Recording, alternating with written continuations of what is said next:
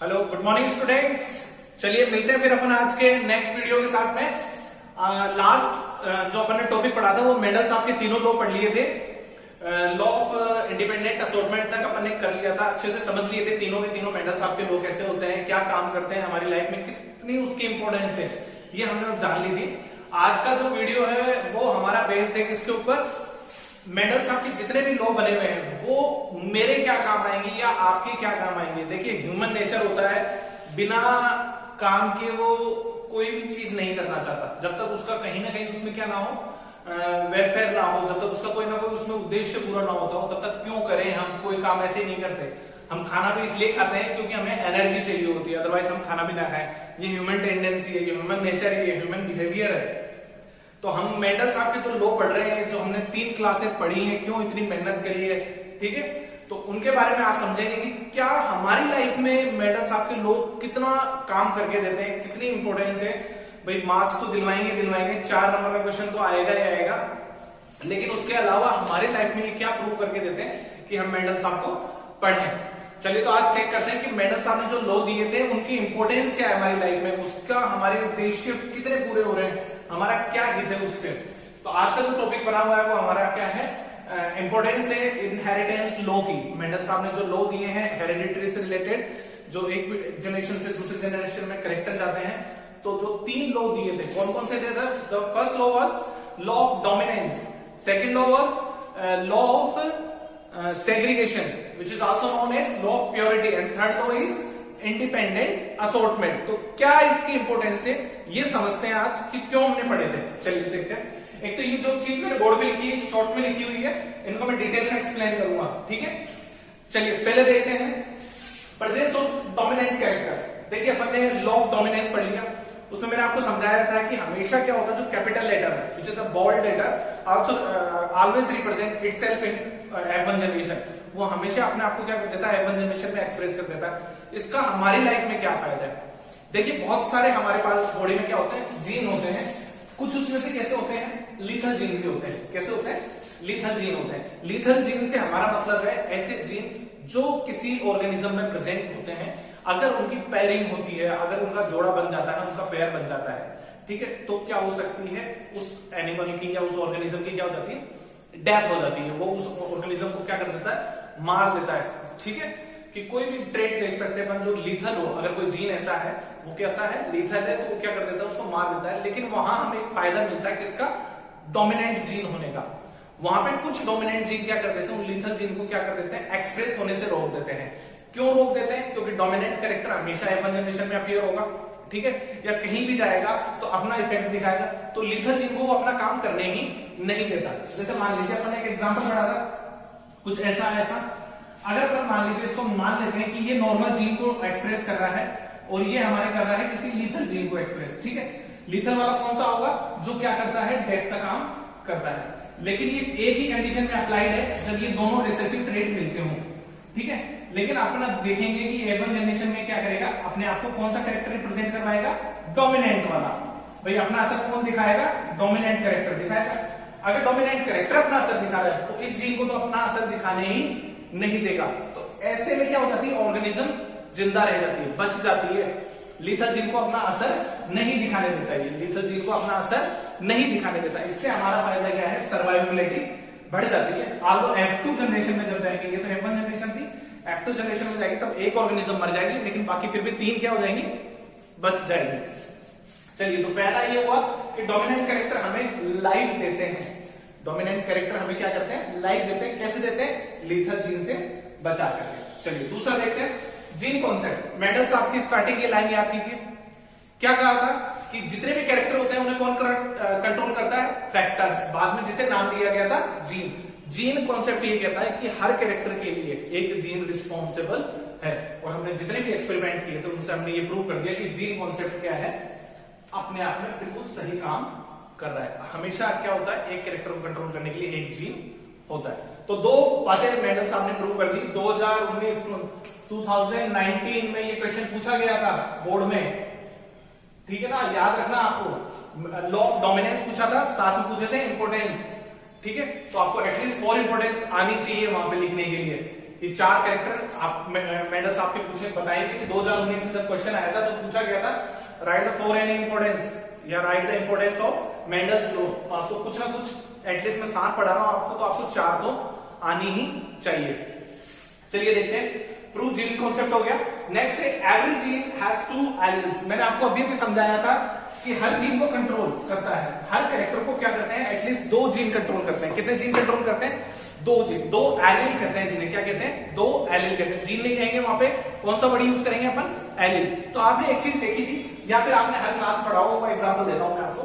जैसे अपन ने देखा है कि ये वाला जो कैरेक्टर है ये क्या बना के देता है आपको? फीमेल बना के देता है। क्या बना के देता है?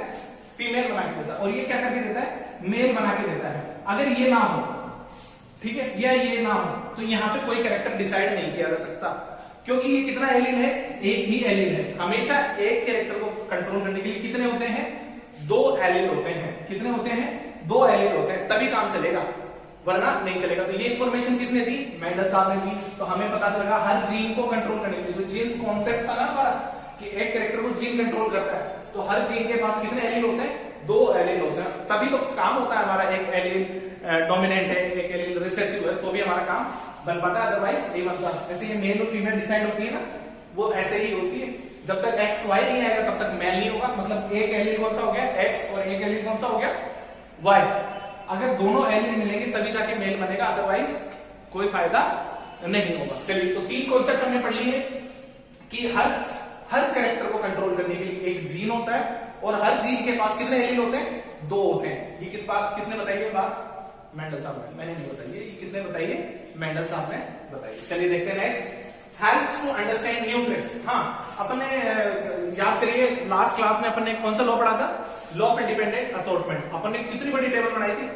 अपने 1-2 डायहेब्रिड क्रॉस लेकर के हमने क्या करवाया? बहुत सारे तरह के ट्रेड्स देखे थे। हमने क्या देखे थे?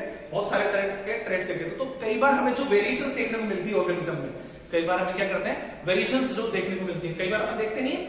एक काऊ का एग्जांपल लेते हैं अपन ने। काऊ का एग्जांपल लिया कैसे कि हमने ली एक व्हाइट काऊ थी और एक ब्लैक बुल था, ठीक है, उनके बीच में क्रॉस करवाया गया, ठीक है। तो हमने क्या मिला? एक काऊ का जो बच्चा मिला उसके क्या मिला? फेस पे ब्लैक स्पॉट मिले, बाकी पूरी गाय व्हाइट थी। तो एक नया कैरेक्टर आ गया व्हाइट और ब्लैक के बीच का। तो ये जो न्यू कैरेक्टर, जैसे न्यू ट्रेड कहते हैं, ट्रेड मैंने आपको स्टार्टिंग में बता दिया था किसे कहते हैं? कैरेक्टर को। इस चीज को समझने की जो हेल्प करी हो, मेंडल साहब ने समझाया कि ये नया कैरेक्टर बीच में से आया, ये कहां से आया? दोनों के मिक्सअप होके आ गया है, या फिर जो लास्ट जनरेशन का जो जीन था जो अपने आप को एक्सप्रेस नहीं कर पाया था। कई बार ये भी हो जाता है कि जो लास्ट जीन था वो अपने आप को एक्सप्रेस नहीं कर पाया, तो वो इस जीन में क्या कर गया? एक्सप्रेस कर गया। हो सकता है वो थर्ड कलर ओरिजिन करने के लिए रिस्पॉन्सिबल बन जाए। तो ये चीज जो समझेगी कि जो नया कैरेक्टर आता है वो कहां से आता है? अपने पूर्वजों से आता है। ये किसने समझाया हमें? मेंडल साहब ने समझाया, वरना हमें तो नहीं पता था अभी भी। हमें आज भी पता नहीं होता कि किस वजह से एक गोरे हस्बैंड और एक गोरी वाइफ के बच्चे काले हो गए। ये कैरेक्टर समझाने का जो काम किया ना वो किसने किया? मेंडल साहब ने कहा। कैसे किया? कि बोले नाना जी या दादाजी क्या थे? थोड़े से सांवले थे, काले तो नहीं थे, सांवले थे, उनकी वजह से बच्चे कैसे हो गए? थोड़े से, ठीक है। चलिए देखते हैं नेक्स्ट। 4 कैरेक्टर्स हो गए। यहाँ नंबर तो आपको 4 यही मिल जाएंगे, ठीक है, लेकिन जरूरी तो नहीं 4 याद रहे। हम 7 पढ़ लेते हैं, फिर भी 4 याद रह जाए तो बड़ी बड़ी बात मानते हैं, क्योंकि सारे मेरे क्लास के धुरंधर इतने अच्छे तो है नहीं कि एक बार में याद हो जाए। चलिए देखते हैं next, removal of useless traits. इसके साथ में एक चीज और ऐड कर लेते हैं, और क्या होते हैं? रिमूवल होते हैं, लेकिन एडिशन होता है यहाँ पे किसका? गुड कैरेक्टर्स का। क्या होता है? Good characters. अच्छा, कभी सुना होगा ना चिड़िया के पहले 2 पैर थे, 4 पैर थे, फिर 2 उन्होंने इसमें कन्वर्ट कर लिए, विंग्स में कन्वर्ट कर लिया। या आपने ये तो सुना होगा कि सांप के कभी पैर हुआ करते थे। सांप के क्या हुआ करते थे? कभी पैर हुआ करते थे। फिर क्या हो गए? सडन क्या हो गए? रिमूव हो गए। कैसे हुए वो देखते हैं। देखिए, मेंडल साहब कहते हैं कि जो यूजफुल जो कैरेक्टर्स होते हैं, ट्रेड्स होते हैं, उन्हें यूजलेस जो ट्रेड्स होते हैं, जो काम की चीज नहीं है, जैसे सांप के पैर काम के नहीं थे, वो क्या करते थे? प्रॉब्लम क्रिएट करते थे। रेप्टाइल है, जब वो बिल में जाते थे, ठीक है, उनके कोई काम नहीं आता था। इवन बिल में जाने के लिए उनके लिए वो क्या करते थे? हर्डल थे, एक बाधा की तरह काम करते थे तो उन्हें क्या कर दिया गया, रिमूव कर दिया गया। किसके थ्रू, जीन कॉन्सेप्ट के थ्रू रिमूव किया गया है। याद रखना कैसे हुआ था, जब सिलेक्शन होता है ट्रेड्स का इंडिपेंडेंटली होता है, प्योरिटी ऑफ गैमेट्स वाले जो लोग थे ना उनके थ्रू हुआ, नेचर ने सिलेक्ट कर दिया और रिमूव कर दिया। तो जो यूजलेस ट्रेड्स थे ना वो क्या कर दिए जाते हैं, हटा दिए जाते हैं, और जो काम के होते हैं ना वो एक्सेप्ट भी किए जाते हैं। ऐसा नहीं है कि हटाने का काम है। एक छोटा सा एग्जांपल देता हूं मैं आपको यहाँ पे, एक इंटरेस्टिंग स्टोरी आप सुनिए। एक इंडस्ट्रियल एरिया बना किसी सिटी में, किसी सिटी के पास में कोई, चलिए गांव ले लेते हैं पर, ठीक है, अपना गांव ले लिया अपने, जयपुर के पास से गांव ले लिया, मीनाओ वाला एरिया, ठीक है। वहां पे कभी कोई साफ एनवायरमेंट था, बिल्कुल नीट एंड क्लीन एनवायरमेंट था, ठीक है। अचानक क्या हुआ, वहां पे इंडस्ट्री आ गई, वहां पे क्या आ गई, कोई इंडस्ट्रीज आ गई। तो एक मोथ थी, एक बटरफ्लाई थी जो व्हाइट कलर की हुआ करती थी। कैसे कलर की थी, व्हाइट कलर की थी। वो क्या करती थी, उसका जो कलर था ना वो नेचर के मिलते जुलते था। उसका जो एनवायरमेंट था, पॉल्यूशन था नहीं, बिल्कुल क्लीन था, तो वो अपने आप को छुपा लेती थी। किसमें छुपा लेती थी, वहां के एनवायरमेंट में छुपा लेती थी। लेकिन इंडस्ट्री के आने की वजह से क्या होने लगा, पॉल्यूशन बढ़ने लगा। पॉल्यूशन उड़ करके कहां पहुंचता था, लीव्स पे पहुंचता था। तो जब तक पॉल्यूशन नहीं था तब तक उसको सर्वाइवल के लिए कोई दिक्कत नहीं थी, वो खुद को छुपा लेती थी, कॉमोफ्लेज रखती थी, ठीक है। कॉमोफ्लेज का मतलब है एनवायरमेंट में खुद को, एनवायरमेंट के अकॉर्डिंग खुद को छुपा लेना, ठीक है। जैसे अपन देखते हैं ना आर्मी वाले वो कॉमोफ्लेज प्रिंट पहनते हैं ताकि वो नेचर में छुप जाए तो पता नहीं लगे, वैसा ही वो करती थी। तो उसे प्रीडेटर जो उसे खाने वाले थे वो उसे नहीं खा पाते थे। लेकिन जब पॉल्यूशन बढ़ा, जैसे जैसे क्या हुआ, पॉल्यूशन बढ़ता चला गया, हुआ क्या, वो एनवायरमेंट ब्लैक होने लगा। और वो थी कैसे कलर की, व्हाइट कलर की। भाई पत्तों पे क्या होने लगा, कार्बन जमने लगा, और धीरे धीरे क्या होने लगे, अब वो क्या होती थी, जैसे पत्ते पे जाके बैठती थी तो सोचिए कोई काली चीज पे व्हाइट चीज जाके बैठेगी तो आराम से नजर आएगी। उसे पता ही नहीं लगा कि उसको कैसे शिकार किया जा रहा है। आराम से जो रेप्टाइल्स थे, ठीक है, जैसे लिजार्ड वगैरह थी, उसे खा जाती थी। धीरे धीरे नंबर इनका क्या होने लगा, कम होने लगा। क्या होने लगा, नंबर क्या होने लगा, कम होने लगा। अचानक म्यूटेशन आई, अचानक म्यूटेशन आई। म्यूटेशन आपको एक नेक्स्ट चैप्टर में पढ़ाऊंगा मैं क्या होती है, जो अपने जीन है उनमें जो चेंजेस होते हैं वो, ठीक है। तो हमने क्या देखा, यहाँ पे क्या हुआ, अचानक म्यूटेशन कैसी आई, जो व्हाइट कलर की थी उनका अचानक से एक ब्लैक बच्चा पैदा हो गया। क्या होगा, ब्लैक बच्चा पैदा हो गया। कैसे हुआ, मेंडल साहब के लॉ के अकॉर्डिंग हो गया कि नया एलील बन गया, जिसकी वजह से क्या हो गया, ब्लैक बच्चा पैदा हो गया। अब देखिए धीरे धीरे ब्लैक बच्चे अपने आप क्या होने लगे, ग्रोथ करने लगे। क्यों, क्योंकि एनवायरमेंट ब्लैक था, वो अपने आप को क्या रखने लगे, छुप जाते थे। जबकि व्हाइट क्या थे, दिख रहे थे, और उन्हें क्या कर दिया जाता था, आसानी से खा लिया जाता था। तो धीरे धीरे नंबर ऑफ व्हाइट जो बटरफ्लाइज थी वो क्या होने लगी, कम होने लगी। किसके कंपैरिजन में, हमारे ब्लैक वाले। तो धीरे धीरे ब्लैक बढ़ गए और व्हाइट को क्या कर दिया गया, रिमूव कर दिया गया। तो एक तरीके से हम कह सकते हैं यहाँ व्हाइट हमारे लिए क्या था, यूजलेस ट्रेड हो गया। क्या कर दिया गया, रिमूव कर दिया गया। बेनिफिशियल कौन सा था, गुड कैरेक्टर कौन सा आया, ब्लैक कलर। कैसा होता चला गया, एडिशन होता चला गया। तो ये एक सुटेबल एग्जांपल लगा अपने को यहाँ पे कि मेंडल साहब के जो लॉ है वो इस चीज को भी प्रूव करके देते हैं कि जो बुरे कैरेक्टर है उन्हें क्या कर दिया जाता है, हटा दिया जाता है, और जो अच्छे कैरेक्टर है, जो अच्छे कैरेक्टर है उन्हें ऐड कर दिया जाता है, ठीक है। चलिए, helps in obtaining new varieties. देखिए अभी अभी जो मैंने एग्जांपल दिया वो एक न्यू वेराइटी का तो है कि अपन क्या कर सकते हैं, जो क्रॉस करवाते हैं, ठीक है, जो क्रॉस करवा देते हैं, अपन क्या करवाते हैं, क्रॉस, हाइब्रिड करवाते हैं, उसकी वजह से हमें न्यू वेराइटीज भी मिलती है। छोटा सा एग्जांपल दे देता हूं आपको, ठीक है, आपको समझ में आ जाएगा। हमने क्या किया, जर्सी जमैका से काउ ली, ठीक है, और इंडियन काउ के साथ उसका क्या करवा दिया, हाइब्रिड क्रॉस करवा दिया। इनसे जो मिलने वाले जो बच्चे थे वो क्या बन गई, हमारे लिए एक न्यू वैरायटी बन गई, ठीक है। आप ध्यान रखेंगे ये, या फिर हम गेहूं का ले सकते हैं। हम आपने पढ़ा होगा ग्रीन रिवॉल्यूशन, ठीक है, आपने देखा कि हमने क्या किया, जापानीज जो वैरायटी थी गेहूं की या राइस की, ठीक है, उनसे हमने क्या किया, जो ड्वार्फ थी उनपे छोटे से पे ही प्लांट पे क्या हो जाता था, फ्रूट आ जाता। हमारे यहाँ पे बड़े बड़े होते थे वेट उस टाइम, तो हमारे पास क्या था, जो मैक्सिमम एनर्जी थी वो प्लांट को बनाने में चली जाती थी। हमें चाहिए थी कोई ऐसी वैरायटी जो छोटी रहे, ताकि जितना भी न्यूट्रिशन काम में आ रहा है वो सिर्फ ग्रेन बनाने में काम में आए। तो हमने क्या किया, वहां की वैरायटी लेके आए, ठीक है। वहां की वैरायटी यहाँ डेवलप करना मुश्किल था क्योंकि हमारा क्लाइमेट कैसा था, दूसरा था। लेकिन एक हमारे लिए एक चीज, बीच का रास्ता हमने निकाल लिया कि हम वहां के प्लांट लाके अपने प्लांट के साथ क्या करवा ले, क्रॉस करवा ले। तो आधे कैरेक्टर किसके आ गए, हमारे वाले, और आधे कैरेक्टर कहां से आ गए, जो जापानीज ब्रीड थी उसके। तो हमारी ब्रीड कैसी हो गई है, छोटी हो गई, और क्लाइमेट को सुटेबल भी रहने लगी। तो ये जो एग्जांपल आया वो किसके लिए आया, न्यू वैरायटी डेवलप करने में। तो मेंडल साहब के जो लॉ हैं वो हेल्प करते हैं किस चीज के लिए, न्यू वैरायटी डेवलप करने के लिए, न्यू वेराइटी डेवलप करने के लिए मेंडल साहब के लॉ हमारे बहुत काम आते हैं। नेक्स्ट है इंप्रूवमेंट ऑफ ह्यूमन रेस। देखिए ह्यूमन वेलफेयर का काम आजीवन चलता रहता है। हम आज भी हमारे ऊपर काम कर रहे हैं, वैक्सीन बना रहे हैं, बहुत सारी चीजें बना रहे हैं, जेनेटिक इवोल्यूशन लेके आ रहे हैं कि हमारी जो रेसेस है, हमारी जो रेस से मतलब है हमारी जो आने वाली पीढ़ियां हैं, हमारी जो जनरेशन, उसे हम क्या करते हैं, सुधार लें। हमारे अंदर क्या लेके आए, कुछ ऐसे चेंजेस लेके आए जो इस एनवायरमेंट के अंदर क्या कर सके, हमें सुटेबल बना सके, रहने के लिए हमें फायदा दे सके। उस फायदे को हम कैसे अडॉप्ट करेंगे, जब हमारे जीन के अंदर क्या किए जा सके, चेंजेस किए जा सके।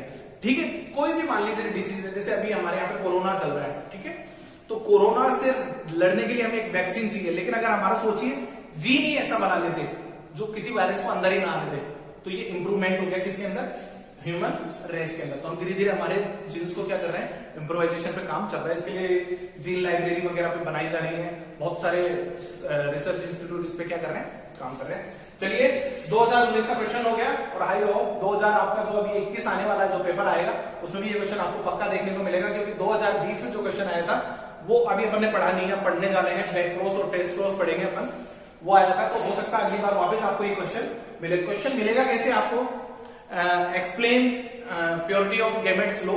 ठीक है, मेंडल साहब का जो लॉ है वो प्रूव कर दीजिए, कौन सा, प्योरिटी ऑफ गैमेट्स, या जिसे लॉ ऑफ सेग्रीगेशन भी कहते हैं, और साथ के साथ उसके कोई भी 4 या 5 इंपोर्टेंस लिख दीजिए। तो ये पूरा कंप्लीट पैकेज मिल जाता है, और आपको 4 नंबर मार्क्स क्या होते हैं, बिल्कुल फ्री ऑफ कॉस्ट मिलते हैं। बस थोड़ी सी मेहनत और थोड़ा सा ध्यान, एक बार रिवाइज करेंगे तो आपको बिल्कुल अच्छे से आ जाएगा। चलिए नेक्स्ट टॉपिक है हमारा रीडिस्कवरी ऑफ मेंडलिज्म। जब मैंने मेंडल साहब का इंट्रोडक्शन किया था तब मैंने आपको बताया भी था कि हमारे इसके साथ का एक टॉपिक है जो हम लास्ट में कंप्लीट करेंगे, वो यही है रीडिस्कवरी ऑफ मेंडल। देखिए मेंडल साहब जब रिसर्च कर रहे थे, ये इतनी मेहनत जब उन्होंने कर ली थी पूरी, जब ये जितनी सारी फायदे की चीजें ना वो बता दी थी, तो देखिए ह्यूमन का एक नेचर होता है, ठीक है, ह्यूमन का एक नेचर क्या होता है, वो जल्दी से क्या करता है, चेंजेस को स्वीकार नहीं करना चाहता। हम क्या करते हैं, विरोध करते हैं चेंजेस का। हम नहीं चाहते हमारी लाइफ में क्या हो, चेंज आए। जैसे आप रोज अभी शायद 9-10 बजे उठते होंगे, एक्टिव बन रहे हैं आप सारे, ठीक है, लेकिन अब मान लीजिए सडन स्कूल खुलती है कल से, ठीक है, आपको सुबह 7 बजे उठना पड़ेगा, तो आपकी बॉडी नहीं चाहेगी ना, आंख थोड़ी ना खुलेगी आपकी, ना नीयत खुलेगी। तो ये जो चेंज का जो अपोज है, ये इनको भी झेलना पड़ा था, किनको, मेंडल साहब को भी। 35 ईयर्स तक, अपने रिसर्च के 35 ईयर्स तक इन्हें कोई रिस्पॉन्स नहीं मिला। इतना अच्छा काम, एक्सपेरिमेंटली प्रूव, सब कुछ अच्छा, सारे रिजल्ट अच्छे, मैथमेटिकली सारा काम किया। मैंने आपको स्टार्टिंग में बता दिया था कि मेंडल साहब ने सक्सेस होने के लिए सारी कीज लगा दी थी अपनी, लेकिन वो कहते हैं ना, हमारे ह्यूमन टेंडेंसी, हर चीज को क्या करते हैं, हम नकार देते हैं। हमने इनकी कदर ही नहीं की, हमने इनकी कदर ही नहीं की। बोलो होगा कोई मेंडल अपने घर पे होगा, हमारे क्या मतलब है, ठीक है, हमें क्या लेना देना इस मेंडल साहब से, हमारे घर में कौन सा पानी गिर रहा है, ठीक है, हमें कौन सा आलू पराठे बना के खिलाने। चलिए, तो 35 साल निकल गए इनकी इस रिसर्च को पब्लिश हुए, ठीक है, जो नेचुरल हिस्ट्री ऑफ सोसाइटी की बुक थी, पेपर आता था, उसमें पब्लिश कर दिए थे। 35 साल हो गए उस बात को, लेकिन किसी ने कोई ध्यान नहीं दिया। फिर रीडिस्कवरी की गई, विच मीन्स रीडिस्कवरी का मतलब है दोबारा प्रैक्टिकल किए गए, दोबारा इनके एक्सपेरिमेंट पे क्या करके दिखाया गया, प्रैक्टिकल किया, सेम प्रैक्टिकल दोबारा दोहराए। किस किस ने दोहराए, ह्यूगो डी वेरिस, पहला साइंटिस्ट, कहां का था, हॉलैंड का था। नाम याद रखिएगा, ये क्वेश्चन आया हुआ है सीबी अपने आरबीएससी सीबीएसई दोनों में आया हुआ है, और ये हाफ ईयरली में आया था क्वेश्चन, ठीक है। किसने की थी, ह्यूगो डी वेरिस ने की थी, ठीक है, पहला साइंटिस्ट, जो कहां के थे, हॉलैंड के थे। दूसरे थे कार्ल कॉरेंसन, कहां के थे, जर्मनी के। इन्होंने भी एक्सपेरिमेंट करके देखा, सेम रिजल्ट, पहले ये प्रूव करके दिखाए, हाँ साहब मेंडल साहब सही कह रहे हैं, बड़ा आदमी है, ठीक है, बात बोल रहा है। लेकिन ये था, ये थोड़ा सा जिद्दी आदमी था कार्ल साहब, बोले नहीं मानूंगा मैं, तो खुद करूंगा, खुद किया प्रूव कि हाँ बिल्कुल सही है। मेंडल साहब क्या कह रहे हैं, सही बोल रहे थे। मेंडल साहब ने जितनी भी बात बताई, हमारी क्या बताई, सही बताई है, गलत नहीं बोल रहे थे साहब। फिर एरिक वॉन साहब आए, उन्होंने बोल दिया अच्छा तुम दोनों की मैं क्यों सुनूं। तीसरे आए कि बोले हमने ना, एरिक साहब ने कहा कि नहीं मैं तो तुम्हारी बात नहीं मानूंगा, मैं खुद भी एक्सपेरिमेंट करूंगा। जो ये ऑस्ट्रिया के थे, इन्होंने तीनों ने क्या किए, अपने अपने गांव, अपने अपने देश में अपने एक्सपेरिमेंट किए। कहीं भी नहीं है कि इन्होंने तीनों ने साथ मिलके नहीं किए हैं, लिख मत आना, बहुत सारे बच्चे लिख देते हैं कि सर ने एक जगह पढ़ाया था तो तीनों ने मिलकर बैठ के किया होगा। इन्होंने तीनों ने इंडिविजुअली एक्सपेरिमेंट करके प्रूव करा, और जब इन तीनों ने ये एक्सपेरिमेंट प्रूव कर दिए लगभग 35 साल बाद, ठीक है, इस ईयर में किए इन्होंने, ठीक है, तो इस चीज को क्या कर दिया गया, वापिस क्या कहा गया, सही माना गया। तब जाके इनके जो मेंडल साहब के एक्सपेरिमेंट थे वो पब्लिश हुए, और साथ ही साथ नाम इनका भी क्या हो गया, फेमस हो गया। कैसे, किसके नाम से, रिडिस्कवरी ऑफ मेंडलिज्म। तो 1 नंबर का क्वेश्चन पूछा गया है, what is rediscovery of Mendelism. तो आपको बताना कि इन 3 साइंटिस्ट ने मिलकर क्या किया था, मेंडल साहब के जितने भी लोग थे उन्हें दोबारा प्रूव किया था, और इसी चीज को हमने क्या कहा है, रिडिस्कवरी ऑफ मेंडलिज्म कहा है। तो ये हमारा 2 टॉपिक आज कंप्लीट हो गए। अब हमारे कुल मिला के आरबीएससी और सीबीएसई को मिलाकर के हमारे लगभग 3 या 4 टॉपिक अब बच गए, वो नेक्स्ट वीडियो में कंप्लीट हो जाएंगे। तो चलिए मिलते हैं फिर अपन नेक्स्ट वीडियो में। Thank you.